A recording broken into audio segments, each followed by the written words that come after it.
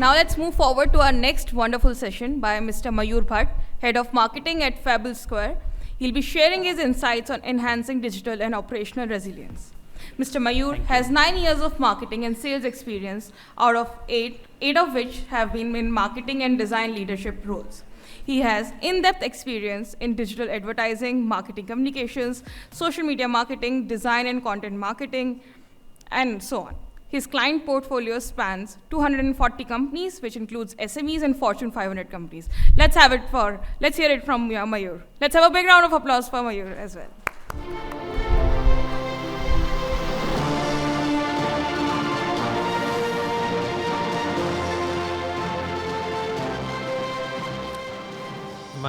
Okay, loud and clear.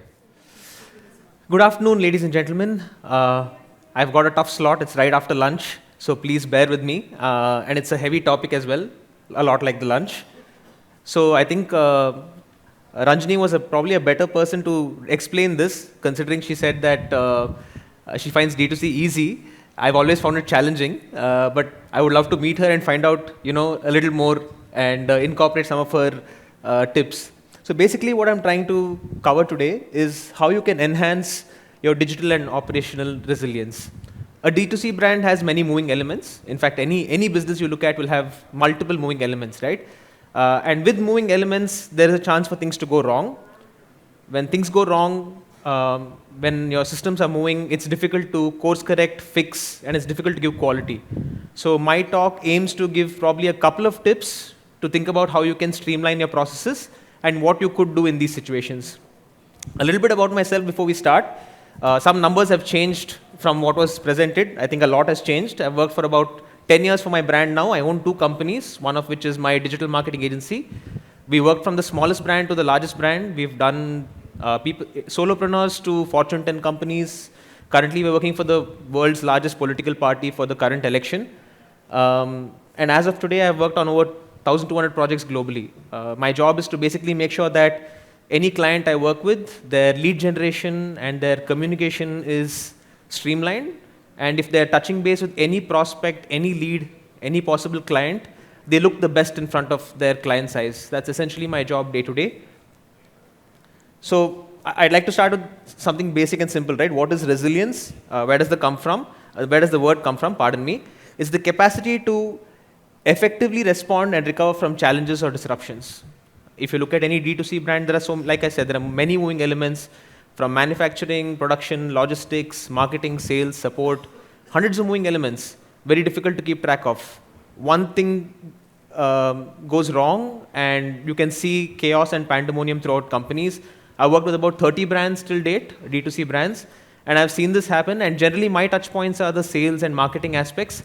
But still, when you get a lead and the product has not reached the person or there is a problem with the quality, it finally comes back to us. So resilience also involves bouncing back to your original state before whatever disruption was there and adapting and growing and learning from that experience. From a business context, I would say it's more apt. If you look at business resilience, it is adapting to disruptions while making sure that your people, your team, your assets, and your brand value are intact. That is, even if something happens within your company, unfortunately, you can't let it affect either your team or your product or the brand perception or value in the customer's eyes. Because once that happens, bad news travels with wings, right? They say good news travels slowly, bad news travels with wings. And since we are in a market where there is virality and people can give testimonials, especially in this space, one bad review is enough to start a whole conversation, and it's very difficult to control.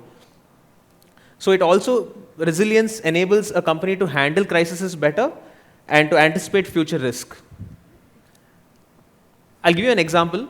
I believe that even a single person earning a living by himself is an entrepreneur. For example, an auto rickshaw wala. If you look back to 2012, way back when we used to come from a bus stop or a train station, we'd be flooded with auto people coming and telling us 100 rupees, 200 rupees, or telling us where the location is and negotiating. A lot has changed after that. This is what you would have seen. I think most of us have gone through this in one way, shape, or form, where someone would have come to us and negotiated outside a bus stop or a particular place. But something happened in 2013 that changed all that, and that was Uber.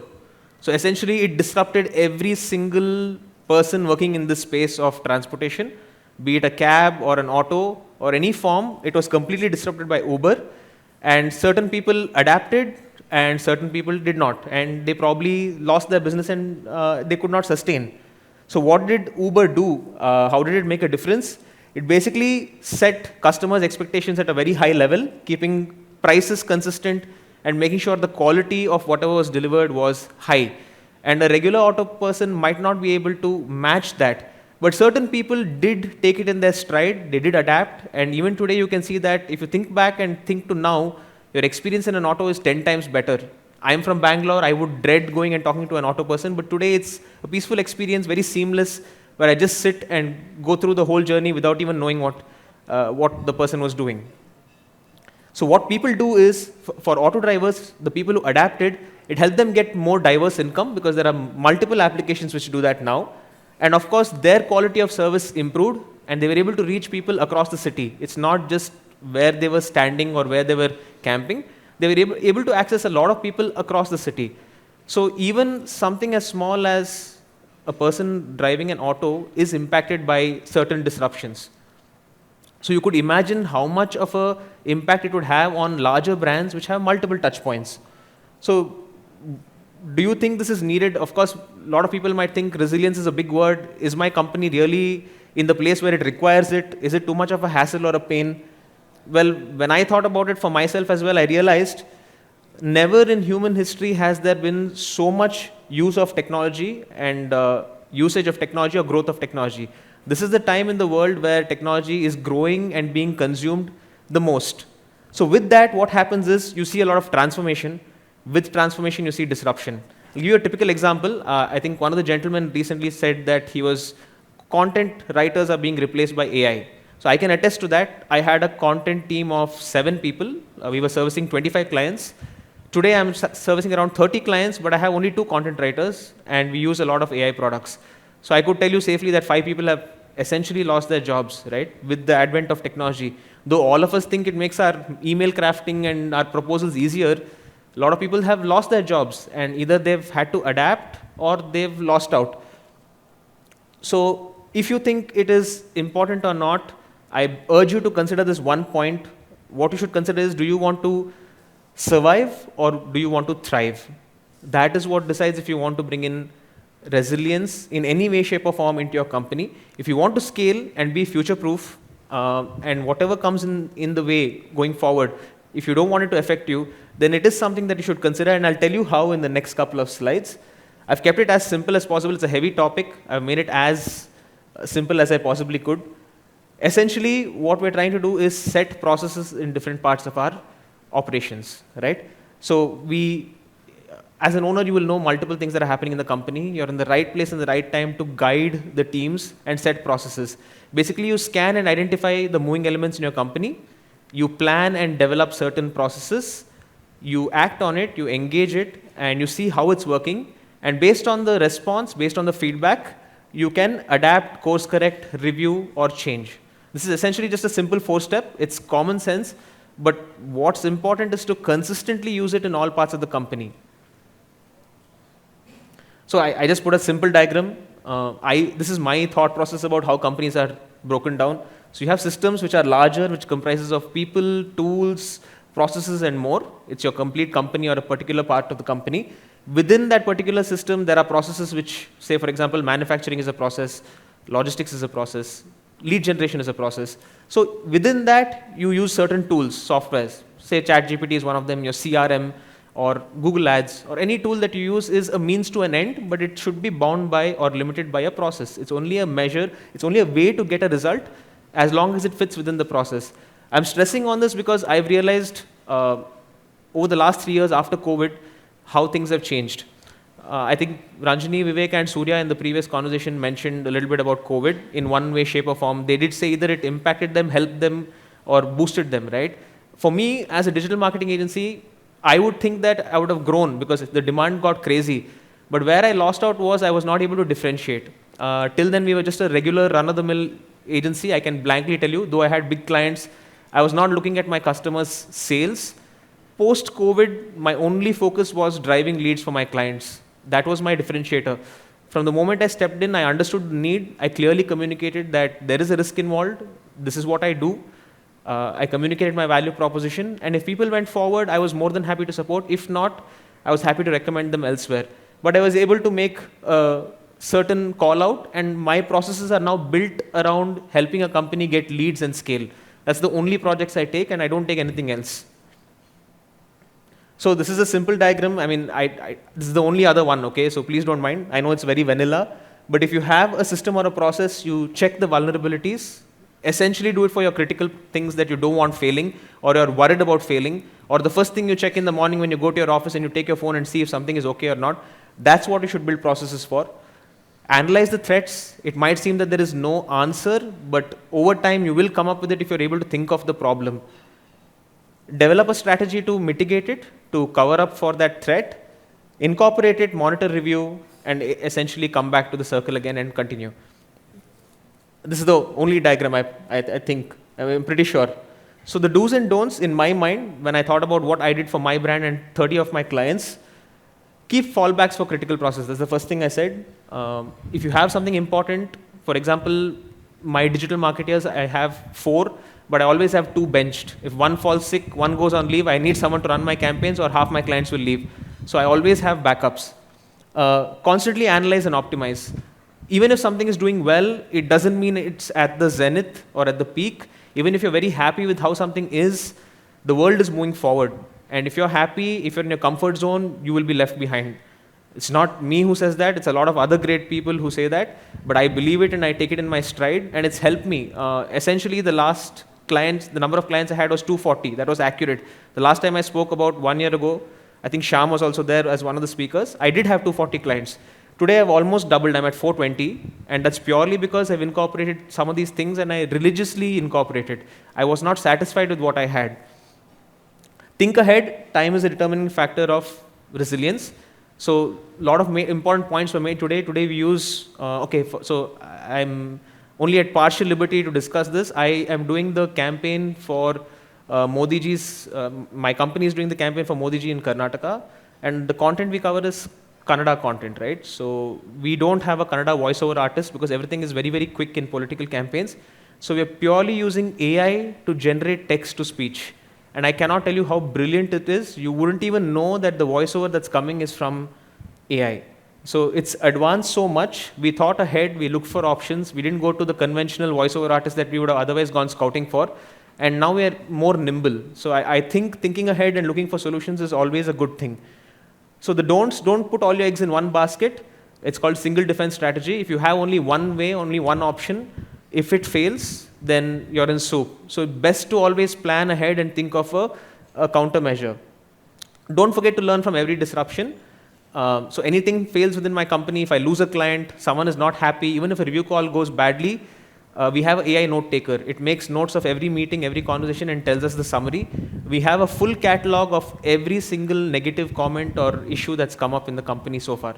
30 clients, I have sheets for everyone to address any problems that come up. And don't rely purely on tools and software. I'm countering my previous point.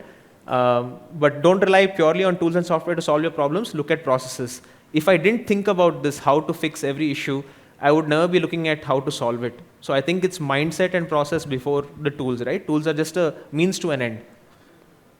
Only few more points, guys. Don't worry, just bear with me. So I went through, say, 30, 40 things in the past which have caused companies to close down. Multiple companies have faced issues. In the D2C segment, what issues are being faced by companies?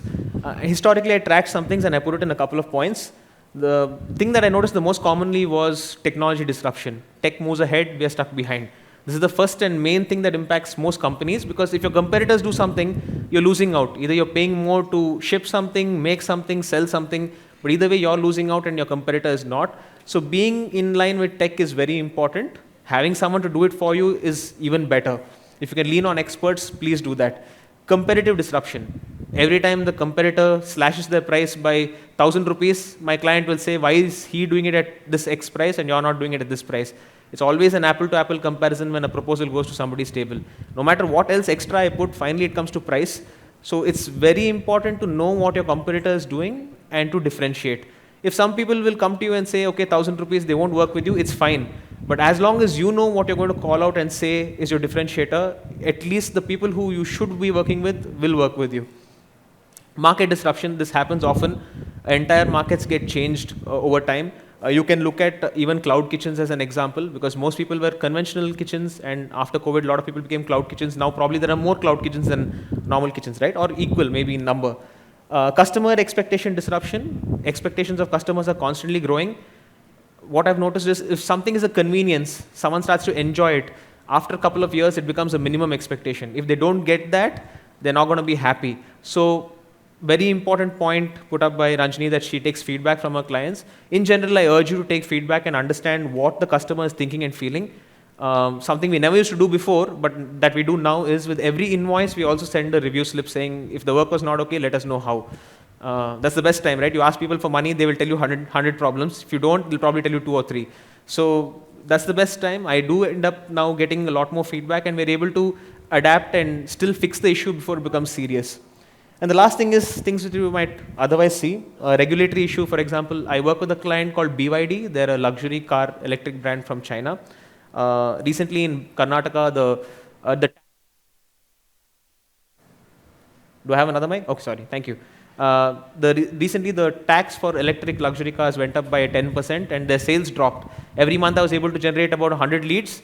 Suddenly in March, my leads went to around 25, and the person is like, what's happening? So we had to come up with new strategies like depreciation and many other ways to compensate for it.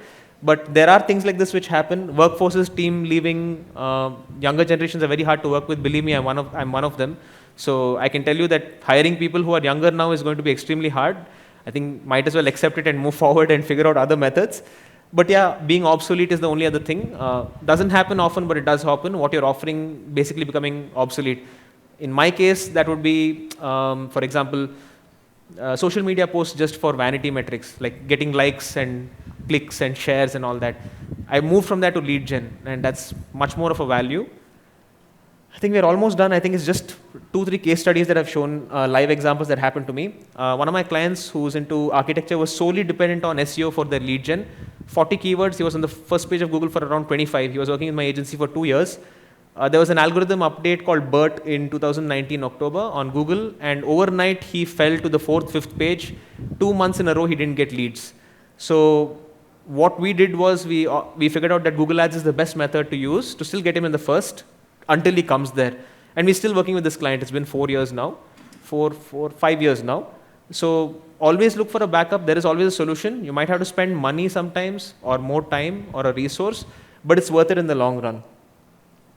The second case was unfortunate mishap. One of my clients lost 4 years worth of lead data. They had leads, hundreds and hundreds of leads in the CRM.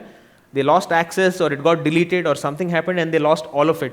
So that's their entire money spent, crores in ad spend, all gone overnight, and they couldn't recover it. But the good thing is we started with them, and what we did was in the beginning we built automation for Zapier to pull the leads and go to Google Sheets, right? Just as a backup measure. We either have it in the back end of the website or we send it to Google Sheets. So they had their complete data in place purely because they had worked with someone who had experienced this. I've already done this goof up. I've gone and answered to my client saying, I'm sorry, this will not happen again. So they leveraged my mistake and they were able to not bear the brunt of it. Last two, this will be quick. ChatGPT, the one I told you about, where content writers slowly started losing orders and even jobs due to AI content writers. What did they do? What we did is essentially we pivoted to SEO-friendly content, because you might or might not know, but Google does not consider AI content as SEO-friendly, right? It's considered spammy. You will not rank well if you use AI content on your blog's website content. You should use human-generated content, otherwise you will not rank properly. Unless your competitors are doing worse than you and they're also using AI content. That's the only time you'll rank. But essentially, if you do, you won't rank over time. Emotional intelligence, AI is still not able to capture emotional intelligence as well as humans are. So content writers have pivoted to that. Nuanced content, that is something which is like thought leadership pieces, opinion pieces, these kind of articles. And secondary research, because AI is not as accurate as it could be, especially where there is dark data, where information is not known. Like for example, kindergarten schools in Bangalore, AI won't know that, whereas I worked with them for around 4 years now. So my content writer is able to grasp and understand the parent sentiment, whereas ChatGPT is not. And last point, guys, this is the one we all know. COVID, the big disruption in all our lives in one way, shape or form.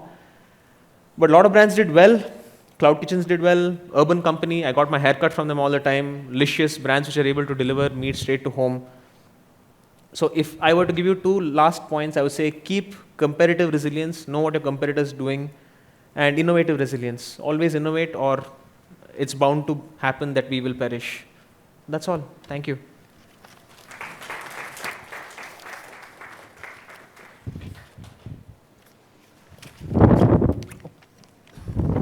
I keep forgetting. Wow, what a wonderful session that was. And thank you, Mayur, for throwing some light on the importance of digitalization of the businesses. Now I would like to invite Ms. Ambika Yadav to facilitate Mr. Mayur. Let's have a huge round of applause for Mr. Mayur.